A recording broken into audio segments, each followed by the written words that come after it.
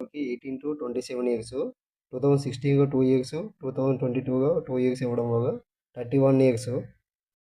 అలాగే బీసీ వాళ్ళకి 18-27 years, 2016 2 years plus 2022 2 years ఇవ్వడంతో టోటల్గా 31 ఇయర్స్ బీసీ వాళ్ళకి.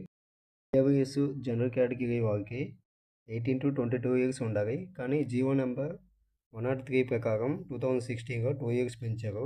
అందువల్ల 18-24 ఇయర్స్ అయ్యింది. 22 నోటిఫికేషన్లో జీవో నెంబర్ ప్రకారం 2 ఇయర్స్ పెంచారు.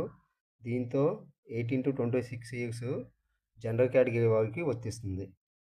ఎస్సీ ఎస్టీ బీసీ వాళ్ళకి 5 ఇయర్స్ ఏజ్ రిలాక్సేషన్ వర్తిస్తుంది. 18-31 ఇయర్స్ వాళ్ళకి ఎలిజిబుల్. జనరల్ కేటగిరీ వాళ్ళకి ఓసీ ఈడబ్ల్యూఎస్ వాళ్ళకి ఏజ్ రిలాక్సేషన్ ఉండదు.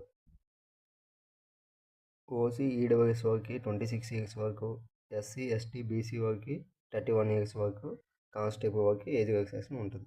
సబ్ ఇన్స్పెక్టర్ ఏజ్ రిలాక్సేషన్ కోసం తెలుసుకుందాం. ఓసీ ఈడబ్ల్యూఎస్ వాళ్ళకి 21 నుండి 27 ఇయర్స్, 2022 2 ఇయర్స్ పెంచడంతో 21 నుండి 29 ఇయర్స్ అయింది. అలాగే ఎస్సీ వాళ్ళకి 21 నుండి 32 ఇయర్స్, 2 ఇయర్స్ పెంచడంతో 21 నుండి 34 అయింది. ఎస్టీ వాళ్ళకి 21 నుండి 32 ఇయర్స్, 2 ఇయర్స్ పెంచడంతో 21 నుండి 34 ఇయర్స్ అయింది. బీసీ వాళ్ళకి 21 నుండి 32 ఇయర్స్, 2 ఇయర్స్ పెంచడంతో 21 నుండి 34 ఇయర్స్ అయింది. ఈ ఏజ్ రిస్ట్రిక్షన్ అనేది మనం 2022 నోటిఫికేషన్ ప్రకారం తీసుకున్నాం. 2026 వచ్చే నోటిఫికేషన్ ఆగస్టులో వస్తుంది. సో దాన్ని బట్టి పూర్తి వివరాలు మీకు అందుబాటులో ఉంటాయి. మరిన్ని ఇన్ఫర్మేషన్ తెలుసుకోవడానికి మా ఛానల్ని సబ్స్క్రైబ్ చేయండి.